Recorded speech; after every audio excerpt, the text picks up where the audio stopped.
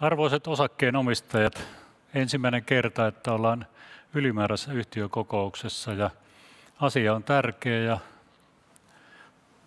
kuten puheenjohtaja antoi ymmärtää, voi olla, että saamme myönteisen päätöksen, mikä tietystikin Valmetin kehityksessä ja Neleksen kehityksessä on erittäin myönteinen asia.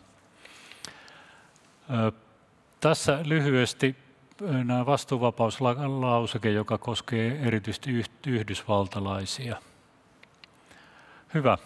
Esityksen sisältö on seuraava. Ensin Valmetista ja Neleksestä muutama sana, sen jälkeen muutama sana yhdistetystä yhtiöstä, yhdistymisen perusteista, sitten uusista taloudellisista tavoitteista Valmetille ja yhteenveto. Valmet ja Neles tänään. Valmet tänään viime vuoden luvuilla. Meidän saadut tilaukset oli noin 3,6 miljardia ja liikevaihto vähän yli 3,7 miljardia. Ja vertailukelpoinen EBITDA oli 365 miljoonaa eli 9,8%. Me työllistimme noin 14 000 työntekijää yli 30 maassa, eli kohtuu globaali vahva yritys.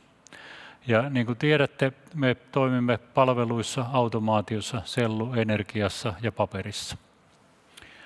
Neles puolestaan, Neleksen saadut tilaukset viime vuonna oli noin 509 miljoonaa, liikevaihto 576 miljoonaa ja vertailukelpoinen EBITDA 85 miljoonaa eli 14,8%.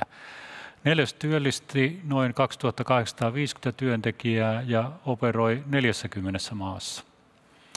Ja Neles on erittäin vahva sellussa, paperissa ja bioenergiassa, 29% liikevaihdosta tulee sieltä, öljystä 24%, loput tulee kemikaalista, kaasuista ja muista teollisuuden aloista.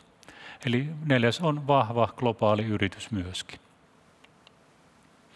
No, kun nämä kaksi yhtiöä pistetään yhteen, tulee yhtiö, jolla on erittäin hyvä tarjoama prosessiteollisuudelle. Meillä on prosessiteknologiaa, jossa on hyvä markkinaosama.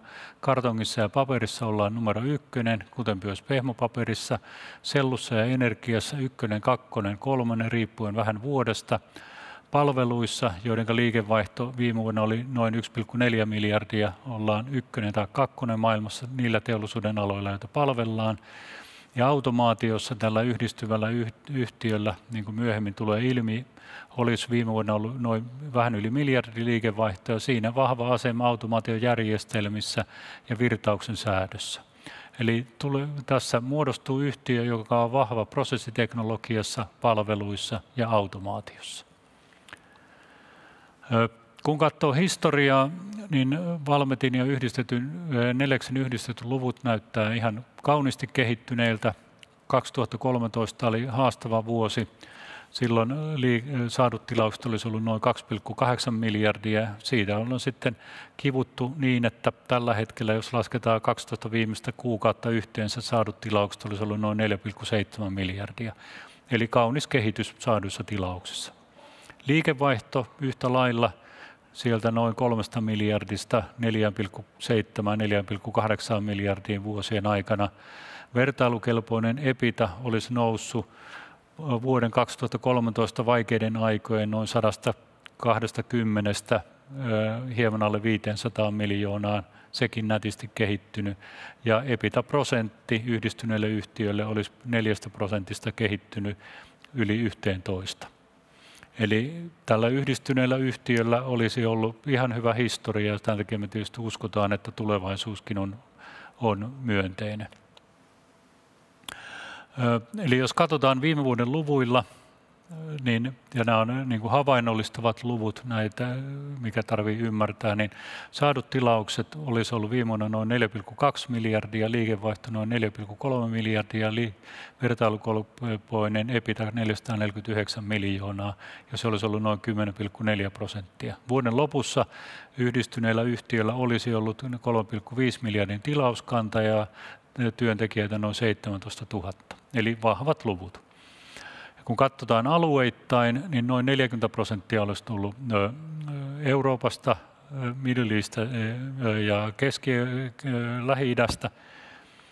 ja Lähi-idästä, Pohjois-Amerikka ja Etelä-Amerikka noin 34% ja Aasia 25%. Eli maa on tietysti aika hyvä jakauma niin, että ollaan aktiivinen joka puolella maailmaa. Segmenteittäin prosessiteknologia, eli se, missä me tehdään isoja projekteja ja toimitaan teknologiaa, olisi ollut noin 49%, paperit vähän isompi 25% ja sellu 23%. Palvelut olisi ollut noin 31% liikevaihdosta ja tämä automaatio yhdistettynä 21%, josta virtauksen tämä säätö 13 ja järjestelmät 8. Eli hyvä jakauma maantieteellisesti ja liikevaihtosegmenteittäin myös. Yhdistyvä yhtiö tulee olemaan vahva joka alueella. Pohjois-Amerikassa yli 2000 työntekijää, Etelä-Amerikassa noin 700 työntekijää, Euroopassa 10 500, Kiinassa 2200 ja Aasiassa ja Tyynenmeren alueella noin 1500. Eli vahva toimija joka puolella maailmaa. Ja tämä on meidän niin nykyisen Valmetin kuin tulevan Valmetin eli sisältäen Neleksen liiketoiminnan kannalta erittäin tärkeää, että me ollaan lähellä asiakkaita ympäri maailmaa. Kehitetään teknologiaa keskitetysti jossain ja myydään sitä teknologiaa ja siihen liittyviä palveluita maailmanlaajuisesti. Ja tämä on taas iso askel Valmetin vahventumisessa kaikilla markkina-alueilla. Vastuullisuus on, voisi sanoa, geeneissä molemmissa yhtiöissä, niin Neleksessä kuin Valmetissa. Valmet on 7 vuotta peräkkäin ollut Dow Jonesin kestävän kehityksen globaalissa indeksissä. Neles on ottanut myös vastuullisuuden vakavissaan heti alusta lähtien, kun Neles rupesi operoimaan. Me jatketaan tätä kestävää kehitystä tarjoamaan kehittämistä. Meillä on ilmasto-ohjelma, joka on lanseerattu ja se jatkuu. Toimitusketjua kehitetään. Työturvallisuus on ollut molemmille yhtiöille erittäin tärkeä ja totta kai me ymmärretään, että vastuullisuus lähtee siitä, että henkilöstöä koulutetaan, kehitetään ja johdetaan hyvin. Ja tämä vastuullisen työ jatkuu yhdistyneessä yhtiössä samalla intensiteetillä kuin mitä sitä on näissä erillisissäkin yhtiöissä kehitetty. Me nähdään, että kasvupotentiaali on kaikessa liiketoiminnassa. Vähän palaan tähän samaan kalvoon, mutta me nähdään, että prosessiteknologiassa on mielenkiintoisia kasvuaiheita. Totta kai me ollaan nyt vahvoja sellussa, paperissa, kartongissa, mutta meillä on uusia avauksia, niin kuin tämä 3D-muotoiltu kuitu, siitä tehtäviä tuotteita tai tekstiilien kierrätys, jotka tuo meille mahdollisuuksia prosessiteknologian edelleen laventamiseen. Palveluissa, kuten myöhemmin näkee kalvonkin, me ollaan kasvettu, mutta ei kasvulla ole rajansa siinä. Me voidaan kasvaa niin orgaanisesti kuin akvisiitioilla. Virtauksen säädössä ja automaatiojärjestelmissä totta kai tulee niin orgaanista kasvua, synergististä kasvua kuin sitten epäorgaanisia kasvumahdollisuuksia niin venttiileissä, järjestelmissä kuin näiden ulkopuolella olevissa automaatiotuotteissa. Sitten nämä strategiset perusteet yhdistymiselle. Mä en käy tässä ekalla kalvolla näitä kaikkia läpi, mä käyn ne yksitellen seuraavissa, joten menen suoraan seuraavaan kalvoon. Eli tämä ainutlaatuinen kilpailukykyinen tasapaino tuote- ja palveluvalikoima prosessiteollisuudelle. Meillä on ainoa yhtiö maailmassa, jolla on näin hyvä tarjoama paperisellu ja energia asiakkaille. Pystytään tekemään kartonkikoneet, paperikoneet, pehmopaperikoneet, niihin uusinnat ja erillisratkaisut sellussa, koko sellutehdas, joko kokonaisena tai erikseen, ja energiassa bioenergiaratkaisut ja myös ilmapäästöjen hallintaratkaisut. Kun on laajin prosessiteknologiatarjoama, niin siitähän seuraa sitten, että on myös laajin palveluvalikoima tälle teollisuuden alalle. Ja me ollaankin sen takia vahva palveluissa. Ja tämä virtauksen säätö- ja automaatiojärjestelmät yhdessä luo automaatiokokonaisuuden, jolla me pystytään ratkaisemaan tärkeimmät asiat asiakkaan automaatiomaailman ongelmissa. Eli erittäin hyvä tarjoamalla yhtiöllä palvelemaan asiakkaita niin sellussa ja paperissa kuin totta kai monessa muussa teollisuuden alassa. Suuri ja toistuva vakaa liiketoiminta on tärkeää. Että kun me aloitettiin Valmettina, niin meillä oli serviceliikevaihto noin 1 miljardi euroa. Ja sitä servicea on kehitetty nyt niin, että huipussaan 2019 liikevaihto tai saadut tilaukset oli yli 1,4 miljardia. Viime vuosi covidin takia vähän pienempi, mutta ollaan saatu kuitenkin lähes 500 miljoonaa rakennettua lisää serviceliiketoimintaa. Ja nyt sitten automaatiojärjestelmän oston myötä ja nyt sitten tämän sulautumisen myötä luodaan Valmettiin automaatioliiketoiminta, jonka liikevaihto on myös noin miljardi euroa. Ja nämä yhteensä 2,5 miljardia 2019-luvuilla saaduissa tilauksissa ja viime vuonna 2,3 miljardia luo totta kai todella ison volyymin tämmöistä vakaata ja sangen hyväkatteista liiketoimintaa, joka totta kai hyvässä markkinatilanteessa on hyvä asia, mutta silloin kun tulee vähän vaikeimmat ajat, niin on erittäin tärkeää, että yhtiöllä on tämmöistä vakaata ja kannattavaa liiketoimintaa, joka kantaa huonojenkin aikojen yli. Että tässä mielessä Valmet on muuttunut miljardista serviceliiketoiminnasta tämän mahdollisesti toteutuvan fuusion jälkeen yhtiöksi, jossa on 2,4-2,5 miljardia tämmöistä vastaavaa liiketoimintaa. Ja tämä on iso muutos Valmetissa viimeisen kuluneen 8 vuoden aikana. Sitten totta kai tämä automaatioyhteisö tai yhdistys, yhtenäisyys, venttiilit, venttiiliautomaat, venttiiliohjaimet ja sitten näiden yhdistäminen automaatiojärjestelmään, yhdistäminen laadunhallintaan ja analysaattoriin antaa meille semmoisen automaatiopaketin myytäväksi, jota kilpailijoilla ei ole. Ei ole toista, varsinkin sellussa ja paperissa toimivaa yhtiötä, joka pystyy tarjoamaan kaikki automaatiojärjestelmät vielä siihen venttiilit, jotka venttiili on etenkin sellussa ja paperissa erittäin tärkeä. No, sitten tarvii koko ajan muistaa sanoa, että 30% Neleksen liikevaihdosta tulee sellusta ja paperista ja sitten tulee 70% muualta. Automaatiojärjestelmässä meillä on niin, että 70 tulee sellusta ja paperista ja 30 tulee muualta. Ja me totta kai nähdään, että venttiilit esimerkillisesti on kehittänyt liiketoimintaa sellun ja paperin ulkopuolella. Järjestelmän liiketoiminnan pitää pystyä tekemään sama. Eli ilman muuta kasvutavoitteet sellun ja paperin ulkopuoliselle toiminnalle niin järjestelmien osalta kuin venttiilin osalta jatkuu entistä tiiviimpänä. Orgaanisesti voidaan kasvaa virtauksen säädöissä järjestelmissä ja niissä totta kai jatketaan työtä niin sellussa ja paperissa ja sellun ja paperin ulkopuolellakin.